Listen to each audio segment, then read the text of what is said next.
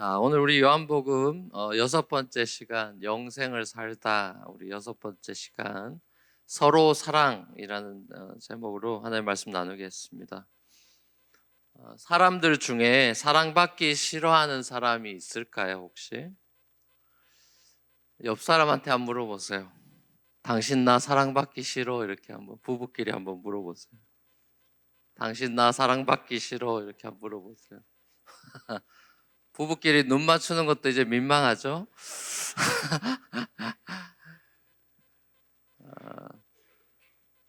모든 사람이 사랑받고 싶어 하죠. 당신은 사랑받기 위해 태어난 사람이라는 그 노래처럼 사람들은 사랑받는 것을 참 좋아합니다. 그래서 사랑해라는 말을 들으면 그냥 좋아집니다. 우리 딸들도 저한테 하루에 몇 번 정도는 I love you라고 말하는 것 같아요. 우리 애들이 저한테 I love you라고 말할 때 그 말이 무슨 말일까요? 아버지, 이제 제가 아버지 말씀을 잘 들을게요. 공부 열심히 할게요. 동생하고 언니하고 안 싸울게요. 그런 뜻일까요? 저는 그렇게 알아먹는데 우리 애들도 그렇게 알아먹는지 모르겠습니다. 아내가 남편한테 자기야 사랑해 라고 말하면 무슨 말일까요? 아내가 남편한테 자기야 사랑해 그럼 무슨 말일까요? 무서운 말이겠죠. 너 내가 좋은 말로 할 때 내가 하라고 시켜놓은 거 다 해놔라. 일 끝나고 빨리빨리 집에 들어와서 애들 봐라.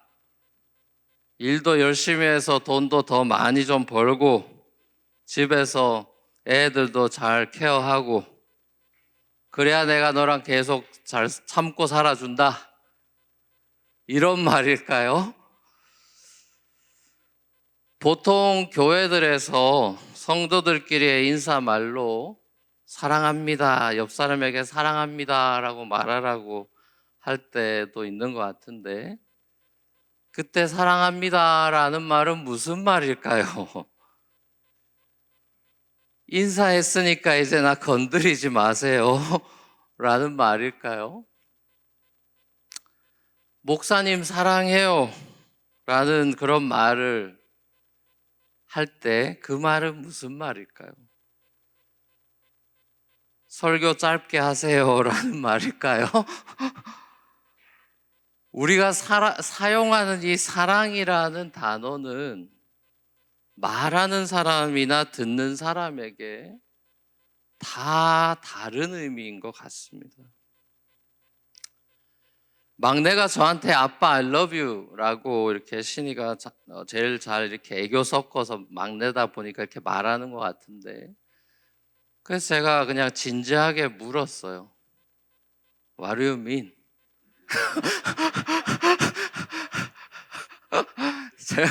저 장난치고 남이 공경에 빠지는 걸 인생의 낙으로 여기는 사람이라 What do you mean? 이렇게 물었어요. 그랬더니 신이가 처음에는 어처구니가 없다는 듯이 본인이 나한테 What do you mean?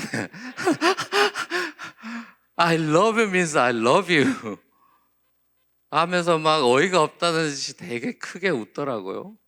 그리고 안 가르쳐 주더라고요. 그래서 제가 또 물었죠. You mean I really like you?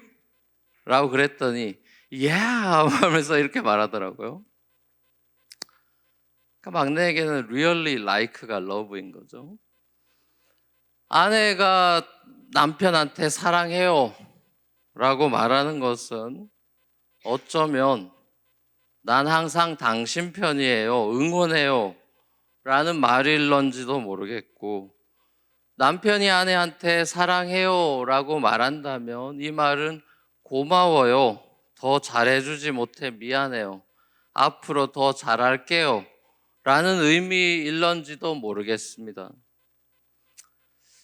제 삶만 보더라도 아내와의 사랑의 의미가 변해가는 것 같습니다. 지난 여름 얼마 전에 결혼 20주년을 보내면서 연애 3년과 합치면 뭐 한 23년의 그런 관계 속에서 사랑의 의미가 달라진 것 같습니다. 처음엔 막내가 절 사랑한다고 말했듯이 I really like you 라는 의미에서 아내를 사랑한다고 말했던 것 같습니다. 당신의 매력에 빠졌어요. 당신의 웃음소리가 너무 시원하고 좋아요. 당신과는 말이 잘 통해서 좋아요. 등등의 의미가 연인들 사이에서 주로 통용되는 사랑의 의미겠죠. 그런데 시간이 지나면 어떻게 됩니까? 당신의 웃음소리가 왜 이렇게 커요? 우린 왜 이렇게 말이 안 통하죠? 당신은 왜 내 말귀를 못 알아듣는 거예요? 내가 연애 때 알던 그 사람 어디 갔어요? 그렇게 우리가 말합니다. 어떻게 된 거죠? 어떻게 된 걸까요? 그땐 서로가 사랑이 뭔지도 모르고 사랑한다고 서로 고백한 거죠.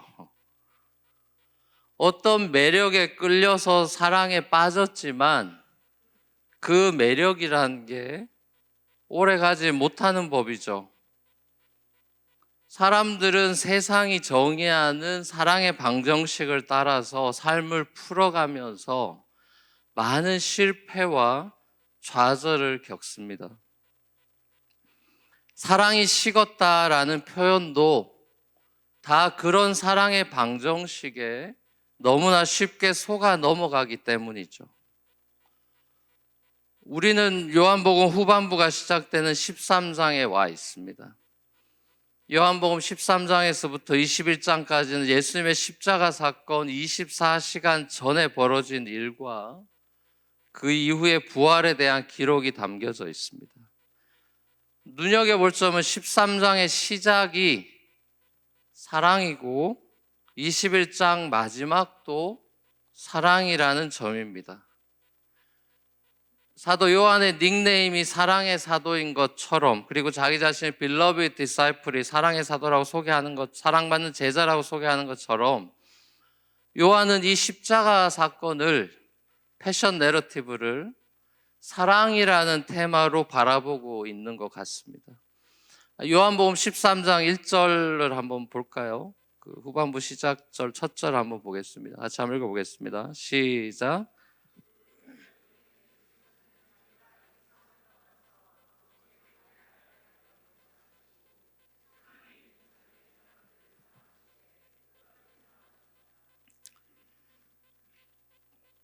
자, 나중에 이제 21, 시작이 사랑으로 시작하고 있고, 나중에 요한복음의 마지막인 21장의 마무리도 우리가 잘 알다시피 베드로에게 예수님께서 3번 질문하는 거죠. 네가 나를 사랑하느냐? 자, 예수님께서 자기 사람들을 끝까지 사랑하셨다는 것이나 베드로에게 네가 나를 사랑하느냐라고 물으셨을 때 예수님께서 생각하시는 사랑이라는 건 또 뭐였을까요? What do you mean? Do you love me? 라고 했을 때 저 같으면 What do you mean? 이라고 했을지도 모르겠어요. 이 사랑에 대해서 요한이 제일 먼저 13장에서 기록하고 있는 것은 바로 우리에게 흔히 세족식으로 알려진 예수님께서 제자들의 발을 씻기시는 장면입니다. 이 세족식은 심지어 크리스찬이 아닌 사람들, 크리스찬이 아닌 난 크리스찬들 사이에서도 유행할 정도로 내가 당신의 발을 씻겨주는 겸손한 사람이 되겠습니다, 섬김의 사람이 되겠습니다 라는 그런 퍼포먼스로 여기저기서 많이 행해지는 것 같습니다. 만약 세족식이라는 것을 그렇게만 바라본다면 예수님이 처음 행하신 이 세족식의 핵심 포인트는 사실 놓치고 있는 것입니다. 왜냐하면 세족식의 가장 중요한 의미는 예수님께서 자기 제자들의 발을 왜 씻겼냐? What do you mean? Why are you doing like this? 이 질문이겠죠. 왜 이러십니까? 너무 파격적인 행동이셨죠? 왜 예수님께서 자기 제자 발을 씻겼느냐라는 질문에서 출발해야 할 것입니다. 아스팔트가 요즘 같은 아스팔트가 아닌 흙과 모래 위를 샌들 신고 돌아다니던 당시 제자들의 발은 그야말로 정말 더러웠습니다. 신체에서 가장 쉽게 더러워지는 그 발을 씻긴다는 것은 제자들의 그 더러운 죄를 용서해 주겠다는 말입니다. 죄를 씻어 주겠다. 다시 말하면 예수님의 십자가 사건의 예고편인 것입니다. 그게 핵심 포인트예요. 그러니까 죽은 나사로 소생 사건, 우리가 지난번에 봤던 죽은 나사로 소생 사건이 예수님의 부활의 예고편이었다면 십자가 지시기 전날 밤에 행하신 이 세족식은 십자가 사건의 예고편입니다. 그러니까 제자들의 이 죄, 더러움은 누구도 씻길 수가 없는 거죠. 제자들의 죄는 그 누구도 씻길 수 없고 오직 예수님만이 씻길 수 있는 것입니다. 요한복음에서 예수님께서 어둠과 빛에 관한 말씀을 많이 하시죠. 그러면서 본인 자신에 대해서 내가 세상의 빛이다, I'm the light of the world 라고 말씀하신 것도 우리가 흔히 그냥 생각하기로 세상의 희망, 빛이라니까 희망이라는 관점에서 해석 많이 합니다. 물론 그것도 맞겠습니다만 그것보다는 적어도 요한복음에서 예수님이 내가 세상의 빛이라고 하셨던 의미는 죄악으로 인해서, 사망으로 인해서 어두워진 세상에 생명을 주시러 오셨다는 의미죠. 예수님께서는 죄와 사망의 문제를 해결하기 위해서 이 땅에 오신 것입니다. 빛으로. 그래서 본인을 생명의 빵이라고도 표현하신 것이죠. 예수님께서는 인간의 영원한 생명의 문제 때문에 이 땅에 오신 것입니다. 그런데 죄인들에게 생명을 주시는 방식이 전혀 예상하지 못한 아주 독특하고 파격적인 방식이라는 것이 우리의 주목을 끄는 것이죠. 세상을 지으실 때나 죽은 나사로를 다시 살리실 때처럼 그냥 말씀 한마디로 나사로야 나오너라 이런 한마디처럼 그냥 말씀 한마디로 이 세상과 인간을 죄로부터 구출해내고 죄 사함 받았다고 용서를 선포해 주면 될 것 같은데, 간단한데 예수님께서는 그렇게 하시지 않았다라는 것입니다. 말로 다 구원할 수 있고 창조 말로 다 했듯이 구원도 말로 다 새 창조할 수 있는데 그렇게 하지 않는다라는 것이에요. 예수님께서는 십자가를 지는 것으로 구원, 새 창조해내는 하나님의 방식, 하나님의 구원의 계획과 뜻에 순종하고 죽기까지 복종하셨습니다. 이 땅에 구원자로 오신 모습이 세상의 왕 같은 모습이 아니라 종의 모습과 십자가에서 마침내 죽는 방식으로 오셨어요. 죄인들의 섬김을 받고 제자들로부터 발씻김 받는 삶이 아닌 섬기고 자신을 대속물로 주시려고 이 땅에 오셨습니다. 대속물이라는 것은 적군에게 이제 포로로 붙잡혀 있는 사람, 돈 주고 빼내오는 랜섬 머니, 몸값, 또 감옥에 갇혀 있는 죄수를 석방시켜내는 보석금 같은 걸 말하는 거죠. 왜 예수님이 스스로 종이 되셨을까요? 왕 대신 예수님이 왜 종이 되죠? 예수님께서 왕의 모습이 아닌 종의 모습으로 이 땅에 왜 오신 걸까요? 자, 그것이 구약부터 예언되어 있습니다. 예를 들면 출애굽기 21장에 보면 이스라엘 공동체 안에 있던 그 종들, 고대 종을 이제 6년이 지나서 7년째가 되면 자유케 해주라는 율법이 나오죠. 고대 어떤 나라에서도 상상할 수 없던 인권 조례입니다.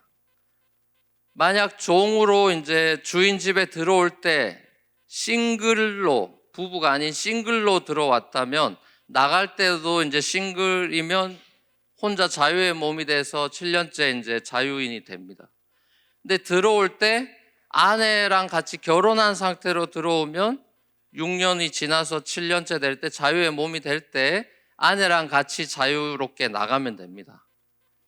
자, 근데 세 번째 케이스가 재밌어요. 종살이 싱글로 들어와서 종살이 하다가 주인이 아내를 붙여줬어요. 그래서 결혼을 했어요. 종인 상태에서. 그리고 자식을 낳게 되면은, 그리고 6년 지나서 이제 7년째 자유인이 될 때 처자식은 못 데리고 나갑니다. 혼자 나가야 돼요. 주인의 것을 줬기 때문에 그 고대 법에서는 이 7년 지나 자유인이 되면 다 같이 데리고 나갈 수는 없고 자기 혼자 자유인이 돼서 나가야 돼요. 자, 근데 이 종이 나는 나의 주인과 나의 처자를 사랑하기 때문에 혼자 자유를 얻어서 나가지 않겠습니다 라고 선언하면은 이 주인이 이 종을 하나님 앞으로 데리고 가서 이 종의 귀를 문이나 문지방에다 대고 송곳으로 뚫습니다. 귀를 문에 대고 송곳으로 뚫어요. 그러면 이 종이 영원히 그 주인의 종이 됩니다. 그 집에 영원한 종으로 남아요. 여러분이 그 세 번째 포지션에 있는, 들어왔다가 결혼해서 처자식 놓고 있다가 이제 자유롭게 살아라고 선언이 됐는데 나갈 수도 있고 스테이할 수도 있는 그 옵션이 있으면 여러분들 어떻게 할 것 같아요? 평생 노예로 살겠습니까? 처자식 버리고 자유인으로 살겠습니까? 와이프한테 말하지 말고 속으로만 생각하세요, 여러분. 말하면 큰일 납니다.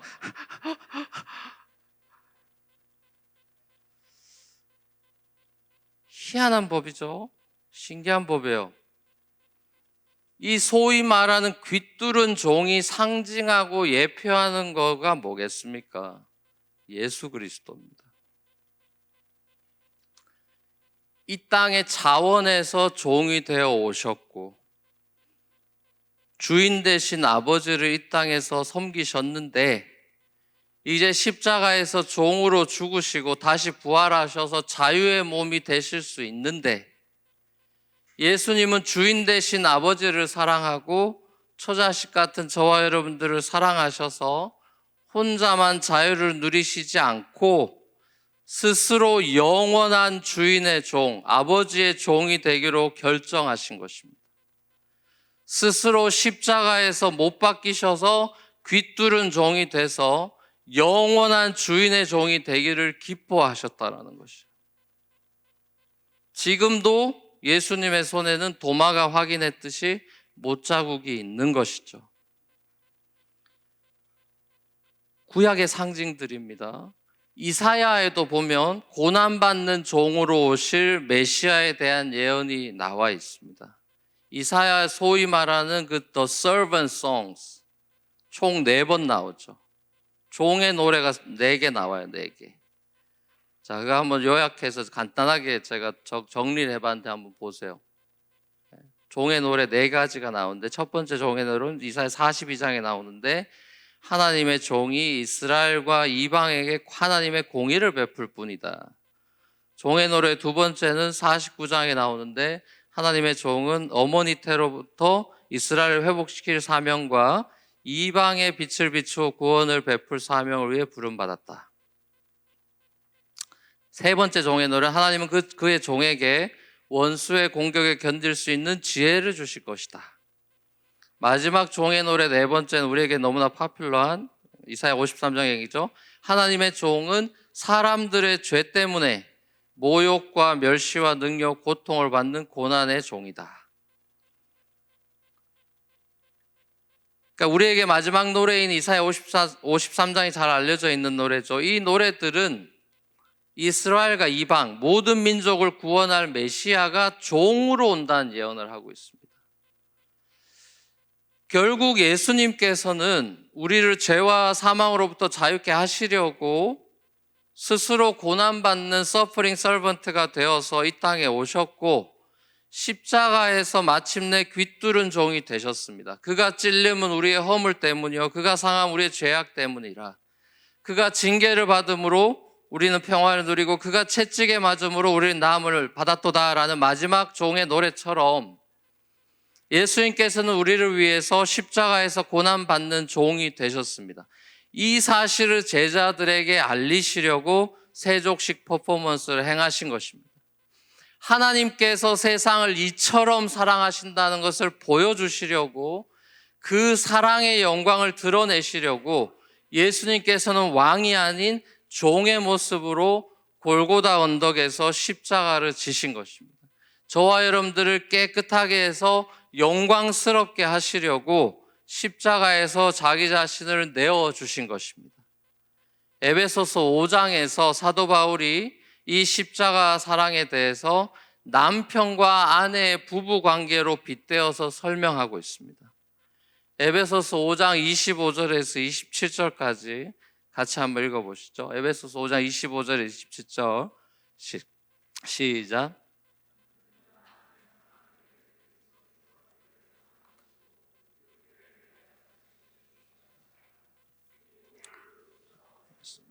깨끗하게 하사 거룩하게 하시고 자기 앞에 영광스러운 교회로 세우사 티나 주름 잡힌 것이 이런 것들이 없이 거룩하고 흠이 없게 하려 하심이라. 아멘. 남편이 아내를 사랑하는 사랑은 에로스의 그 옛사랑이 아니라 그리스도께서 십자가에서 자신을 내어주신 새 사랑으로 사랑하라고 바울이 말하고 있습니다. 오늘 본문도 이 십자가 사랑이 새 계명이라고 말씀하고 있습니다.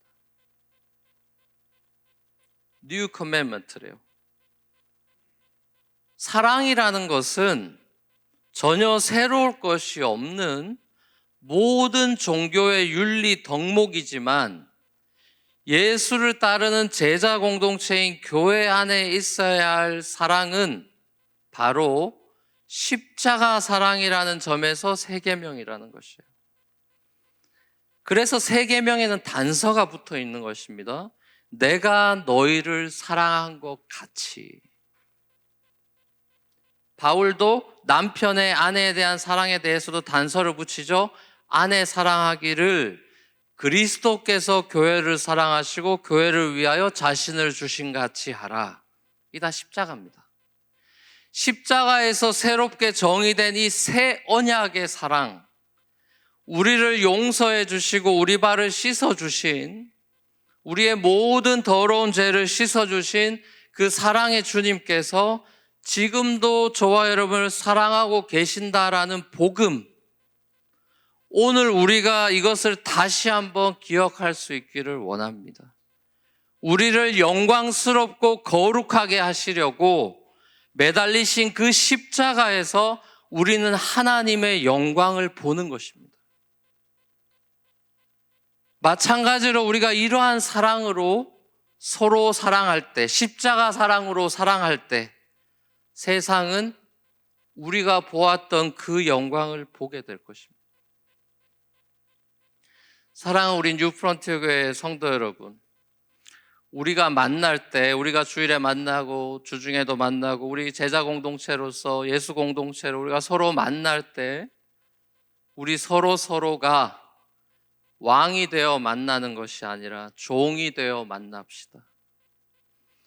모두가 사랑에 목말라 하는 이 시대 가운데 이 십자가 사랑을 가슴에 품고 서로의 발을 씻겨주는 용서와 희생의 사랑이 나로부터, 우리 가정에서부터, 우리 교회에서부터, 우리 순에서부터 서로 사랑이라는 참 제자도로부터 시작되어 우리 직장과 이웃들에게 흘러 넘칠 수 있기를 우리 주 예수 그리스도의 이름으로 간절히 축원합니다.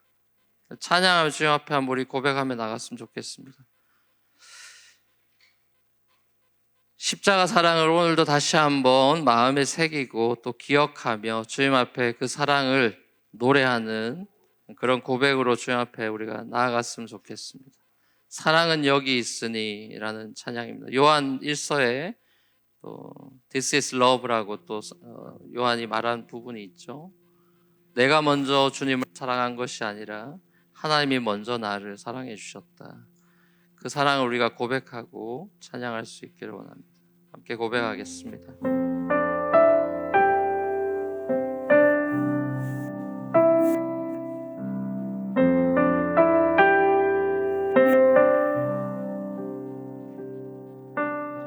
사랑은 여기 있으니 내게 찾아오셨네.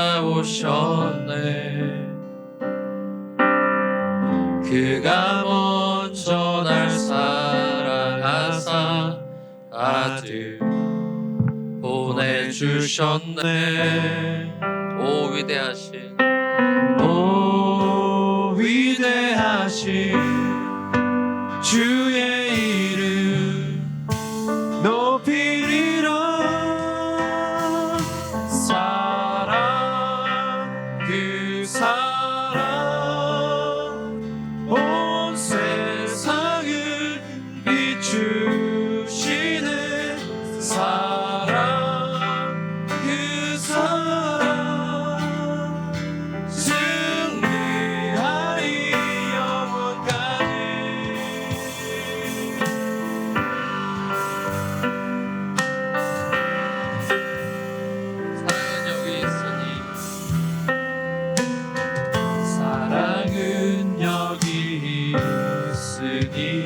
예수 내 안에 있네.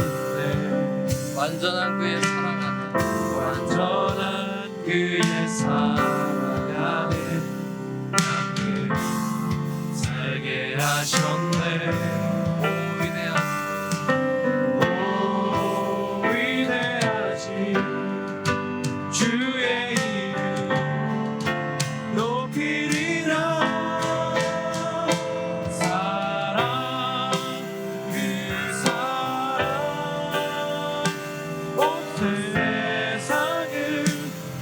주시네 사랑 그 사랑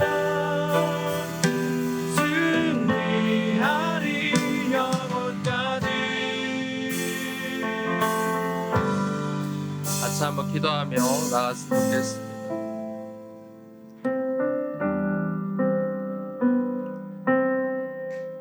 여러분이 생각하는 사랑은 무엇입니까? 여러분들이 아내에게 주는 사랑은 어떤 사랑이고 또 아내로부터 기대하는 사랑은 어떤 사랑이며 남편으로부터 기대하는 사랑은 어떤 사랑입니까? 내 기분과 만족을 채워주는 사랑입니까? 내 말귀를 알아듣기를 원하는 사랑입니까? 내가 원하는 것을 해달라는 것을 딱딱 해주는 것을 사랑으로 여기십니까? 사랑은 종이 되는 것입니다. 왕이 된 사랑은 사랑할 수가 없습니다. 왕으로 살아가면서 사랑할 수 없습니다. 왕은 군림하겠죠. 왕은 군림할 것입니다. 폭군이 되겠죠. 자기 뜻대로 되지 않으면 사랑하지 않는 거라고 주장하겠죠. 종에게 권리가 있습니까? 종에게 권리가 있습니까? 종에겐 주인만 있는 것입니다. 십자가 사랑을 우리가 세상에서 가장 잘 그나마 볼 수 있는 것은 자식을 위해 흐트러진 머릿결에도 다 떨어진 옷에도 자식을 위해 헌신하는 엄마의 모습일 것입니다. 자기가 없습니다. 세상과 자기는 온데간데 없고 자식밖에 없죠. 그런 걸 사랑이라고 하는 것입니다. 내 삶은 어디 있어요? 이 애 때문에 내 삶이 없어졌어요. 나 자신을 찾고 싶어요. 여러분, 세상의 메시지입니다. 자아가 충만한 세상의 메시지입니다, 여러분. 육아가 왜 힘들까요?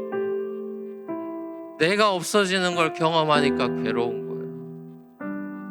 그게 사랑입니다, 여러분. 그게 자식을 사랑하는 것입니다. 나도 좋고 자식도 좋고 그런 거 없습니다, 여러분. 나 손해 하나도 안 보고 고난 하나도 안 받고 사랑하겠다? 그런 사랑 없습니다. 그런 것은 십자가의 사랑이 아닙니다. 주님, 제가 이 사랑을 배우고 훈련하고 발을 씻기는 그런 퍼포먼스만 하는 것이 아니라 제 마음 가운데 그 사랑이 흘러넘쳐서 아내를, 남편을, 부모님을, 자녀를 그 십자가 사랑으로 사랑하기 원합니다.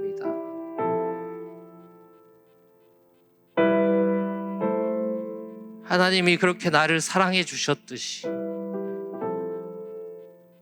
내 발을 씻겨 주셨듯이, 십자가에서 나에게 피를 흘려 주셨듯이, 제가 그런 사랑으로, 사랑은 오래 참고 라고 하셨으니까 오래 참고 그렇게 살아가겠습니다. 사랑을 배우겠습니다. 주님 앞에 우리 결단하고 무엇보다 그 사랑에 감사하며 주님 앞에 고백하며 나갔으면 좋겠습니다. 다 같이 한번 기도하시겠습니다.